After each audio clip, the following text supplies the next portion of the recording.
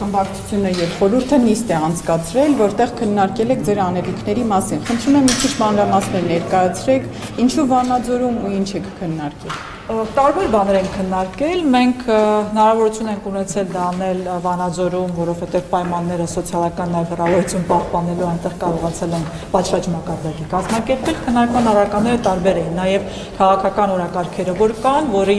որին հետամուտ է լինում Լուսավոր Հայաստանը, այդ թվում նաև համավարակի դեմ պայքարը որպես առաջնահերթություն այսօրվա քաղաքական օրակարգում դիտարկելը եւ այն ճանապարհային քարտեզը, որով մենք պատրաստվում ենք քաղաքական պատասխանատվության ենթարկել բոլոր այն պատասխանատուներին, ովքեր ձախողել են համավարակի դեմ պայքարը եւ ըստ էության, որի արդյունքում ունենք այն պատկերը եւ մարդկային կյանքերի կորուստներ, որ այսօր արձանագրում են։ Դա ցավալի է, մենք նորից ենք ասում, որ կառավարության գործողությունների համագործության արդյունքից է, բայց եւ այնպես նրանք պետք է կարողանան այսօր հաղթահարել համավարակը, որ նոր մենք կարողանանք քննարկել այլ առաջնահերթություններ որպես քաղաքական օրակարգ։ Տիկին Թանդիկյան, քայլերը որոնք են լինելու ինչպես է մենք այդ մասին կհրապարակ ենք, դեռևս մշակման քննարկման փուլում է։ Տիկին կներեք, Նիկոլ Փաշինյանի առանձնատան դիմաց Նորքի բժշկական կենտրոնի ղեկավարը ուղիղ եթերով ասաց, որ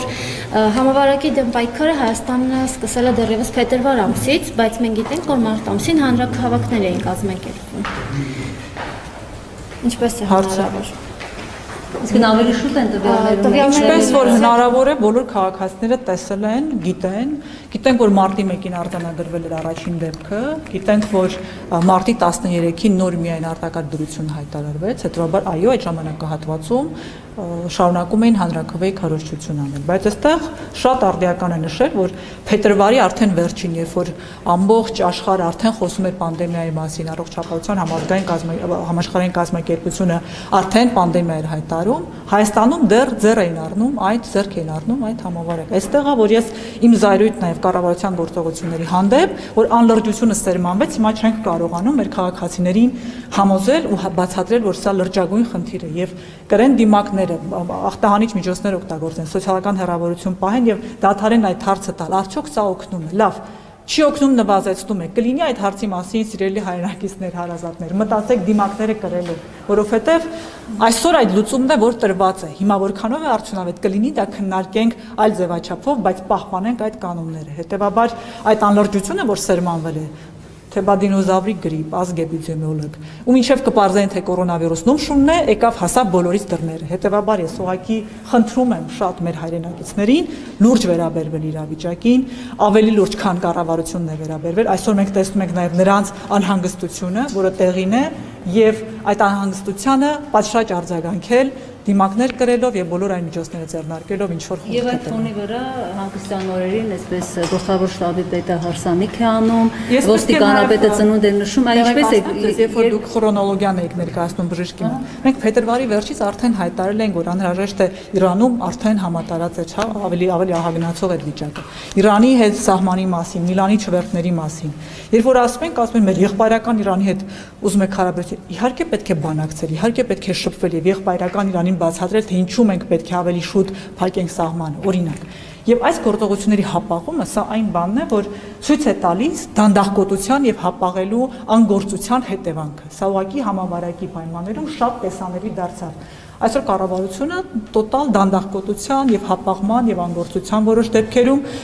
ձևաչափի մեջ ուղղակի ցավոք սրտի դա կնհայտ դարձավ համավարակի պայմաններում եւ արժեցավ կյանքեր։ Մնացած առումներով մենք բնականաբար փորձելու ենք ամեն բան անել, որ օր առաջ հաղթահարվի այս համավարակը, որից հետո քաղաքական պատասխանատվություն որևէ մեկը չի խուսափի։ Իսկ այդ երեկվա այդ հրապարակումների հետ կապված գլխավոր շտաբի պետի հարսանիք։ Գիտեք, դա արդեն ակնհայտ է։ Չի աշխատանքից ազատում են մի լուսանկարի պատճառով, բայց դա կարծես դաշ չի լինում։ Մենք խոսել ենք լուսանկարների թե հրապարակման, թե նաև այդ մարդկանց, ովքեր հրապարակումը բացասական դիտարկելով միևնույն ժամանակ այո ուզում ենք խնդրել մեր քաղաքացիներին պահպանեք կանոնները։ Հիմա եթե շտաբի պետը չի պահպանում, տենց չի դա։ Ես ուզում եմ որ մեր քաղաքացիները ավելի լուրջ լինեն, քան այսօրվա կառավարությունն է, ավելի գիտակից, ավելի ողջամիտ ու բանիմաց, որովհետև միջին վիճակագրական տրամաբանությունը մարդու հուշում է, որ եթե ասիմպտոմ է վարակը, ուրեմն դիմացինը որևէ մեկը չգիտի մյուսի վարակված լինելու մասին, անգամ իր վարակված լինել չլինելու մասին։ Հետևաբար, եթե մենք ասում էինք, որ դիմակ պետք է կրեն միայն նրանք, ովքեր վարակված են կամ շփվել են վարակավորի հետ, արդեն իսկ նշանակում է, որ բոլորը պետք է կրեն։ Այդ հայտարարությունները լսվել են շատ վաղուց, բայց դիմակ կրելու եւ մնացած պաշտպանիչ միջոցներ ձեռնարկելու մասին պարետատան հայտարարությունները հնչել են շատ ավելի ուշացած։ Հետևաբար ուզում եմ հասկանալ, բացի Facebook-յան ստատուսներից այլ բանով որ կառավարությունը ավելի լուրջ զբաղվեր, կլիներ բացարձակ այլ արդյունք, ես համոզված եմ։ Տիկին Թանդիլյան, մինչ դուք հայտարարում եք, ձեր գործընկերները հայտարարում են, որ Արսեն Թորոսյանը տապալել է COVID-ի դեմ պայքարը, նախարարը իր Facebook-յան էջում հիշեցնում է, որ դուք եք դեմ եղել արտակարգ դրության երկարացմանը, դիմակ կրելուն եւ այլն։ Ուրեմն ես որևէ կերպ Արսեն Թորոսյանի ստատուսները Facebook-յան չեմ պատրաստվում մեկնաբանել։ Մի բանն է պետք է անի, դադարի մրցել մեծամտությամբ եւ ցինիզմով բոլորի հետ ու հաղթել այդ պայքարում։ Ես նորից նշեցի քրոնոլոգիան, թե ինչպես է Լուսավոր Հայաստանը առաջարկել փետրվարի 24-25 հիշողությունս այս պայն, եթե չի դավաճանում, հենց այդ օրերին, դա փետրվարի մասին եմ խոսում, երբ որ մարտի 1-ին առաջին դեպքը արձանագրվեց։ Հետևաբար, եթե մինչ այդ գործողությունները ձեռնարկված լինեն նաև սահմանների փակելու, կարող է անգամ արտակարգ դրության կարիք չլիներ։ Այդ բանի մասին մտածել է Արսեն Թորոսյանը։ Տիկին Թանդիլյան, իսկ այս հիվանդանոցների հետ կապված աղմուկը ինչպես է գնահատում Վահան Արծրունու գրառումը, որ ամեն դեպքում հիվանդանոց պատրաստ եղել է, բայց մենք արդեն դեպք գիտենք, որ 3 հոգի ցավոք մահացել են, քանի որ չեն կարողացել ժամանակին հոսպիտալացվեն։ Այստեղ ինչ խնդիրներ եք դուք տեսնում։ Նախարարությունը ասում է, որ սա ներքին պայմանավորվածություն է եղել, որը բժշկա խախտել են, որ միշտ անհրաժեշտ է երկու կողմն էլ լսել։ Ես իհարկե վստահ չեմ, որն է այս պարագայում եւ ավելի մանրամասն չեմ տիրապետում եւ չեմ պատրաստում խորամուխ լինել, բայց ակնհայտ է, որ կազմակերպական որոշակի դժվարություններ կա։ Միևնույն ժամանակ տեսանելի է որոշ ջանքեր, որ կառավարությունը փորձում է գործադրել համավարակի դեմ պայքարի եւ քաղաքացիներին սպասարկելու առումով։ Այն որ ուշացվել է եւ այդ մասին հայտարարում է վարչապետը նաեւ երկուստեք պատճառով, թե ինչու են ուշացել ծառայություն մատուցելը, ակնհայտ է որ կա խնդիրներ եւ այստեղ այն որ նորից եմ ասում բարձրաձայնվել է որ ձախողվել է պայքարը, դա ճիշտ է, դա այդպես է, դա մենք ենք արձանագրել, բայց այս համատեքստում եւն է մենք պետք է անենք բոլոր ջանքերը ներդնենք, որ կարողանանք հաղթահարել մարտահրավերը եւ դրանից հետո նոր պետք է հասկանալ թե այդ ինչպես եւ ովքեր են, այսինքն հասկանալի է, բայց կրեն պատասխանատվություն նման անպատասխանատու վարքագծի համար։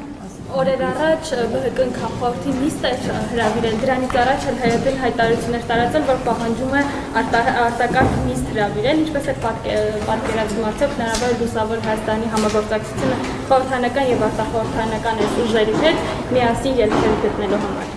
Ես նոր պատասխանում եմ այդ հարցին եւ պետք է արձանագրել, նորից կրկնվեմ, հետեւյալը Լուսավոր Հայաստանի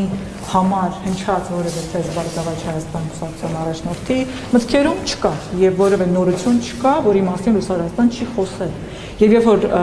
մեզ վրա հարձակում տեղի ունեցավ ազգային ժողովում եւ քաղաքական մշակույթը տապալվեց, որի իբրև թե նոր Հայաստանի կրողներն էին, մենք հայտարարել ենք, որ Լուսավոր Հայաստանը այն ուժն է լինելու, որ լինելու հաջորդ իշխանությունը։ Հետևաբար կոնսոլիդացիայի կենտրոնը նաեւ տեսնում են Լուսավոր Հայաստանը շատ բարձ պատճառով։ Դա այն ուժն է, որին որևէ կերպ չես կարող ահաբեկել, վախեցնել քրեական գործերով, ապօրինի գույքով, թալանով, կաշառքով, կոռուպցիայով, տարբեր դրսևորումներով, փորձեցին տարբեր ձևի բամբասանքի մակարդակի որևէ հիմնավոր առանց որևէ հիմնավոր փաստարկի խոսել ինչ-որ կապերի մասին, որ ուղղակի զավեշտալի է եւ խոսում է այդ մարդու որակի մասին, ով որ հնչեցնում է, չգիտեմ, տարբեր փեսայական կապերի մասին։ Սա ուղղակի անթույլատրելի է եւ ես այստեղ տեսնում եմ քաղաքական ուժի գործիքակազմ, որ երբ որ որևէ մեկը քննադատում է իրենց գործողությունը, ապա կարելի է օգտագործել տարբեր գործիքակազմ, այդ թվում նաև մինչ այդ խոշոր սեփականատեր հայտարարածից վերածել քրեական հանցագործի։ Սա այսինքն սպառման միջոցով, սպառնալու միջոցով նման քաղաքական օրակարգերին արձագանքելը ուղղակի չգիտեմ ինչ աղերսունի նոր Հայաստանի։ Մենք սա տեսել ենք, մենք սա գիտենք, մենք սրան դիմակայել ենք Լուսավոր Հայաստանը որպես կուսակցություն, շատ դժվարին ճանապարհ ենք անցել, բայց այսօր կարծում եմ սա այն ուժն է, որը ունի պոտենցիալ պրոֆեսիոնալների թիմ եւ առողջ ու կենսունակ կարող ուժերի կոնսոլիդացման կենտրոն կարող։ Իսկ արտախորհրդանական ուժերի հետ աշխատանք։ Մեզ համար սևեր սպիտակներ չկան, մենք դա պարբերաբար ենք ասել։ Միշտ ու ամենտեղ կան մարդիկ ու ուժեր, որոնք կարող են ունակ են եւ մեր երկիրը չի կարող շռայլել, վատնել որևէ լավ ռեսուրս, առողջ կենսունակ ռեսուրս եւ մենք կարող ենք ու պատրաստ ենք լինել այդ կոնսոլիդացիայի կենտրոնում։ Տիկին Թանդիլյան, քանի որ պարոն Ծառուկյանն է առաջարկել 100%-ով հրաժարական ներկայացնի կառավարությունը ու ընդդիմություն ձևավորվի, հա, դրա համար գուցե Լուսավոր Հայաստանը միանա, Ես չգիտեմ ինչ նկատի ունի պարոն Ծառուկյանը 100%, կարծում եմ նախ նա պետք է մեկնաբանի դա ինչ նկատի ունի, եւ երկրորդ նորից արձանագրեց իրավիճակ, որը ասում եմ նորից, Հայաստանը բազմիցս են ասել պրոֆեսիոնալիզմի արհեստավարության պակաս, եւ սա կնհայտ է, եւ դուք էլ համոզվում եք։ Հետևաբար որևէ նոր օրենքարկ մենք չենք լսել եւ նորից եմ ասում Լուսավոր Հայաստանը ունի իր առաջնահերթություններն իրակարգը, որով շարժվում է եւ որի նաեւ հետագայում գործողությունները բնականաբար եւ մինչ այդ գործողությունների ընթացքը դուք տեսել եք հրաժարականների պահանջ, դրանց արձագանք նաեւ մեր գործընկեր Բարգավաճ Հայաստանի կողմից թե ինչպես են քվեարկել եւ արձագանքել։ Հետևաբար մենք ունենք օրակարգ, որով եւ շարժվում ենք։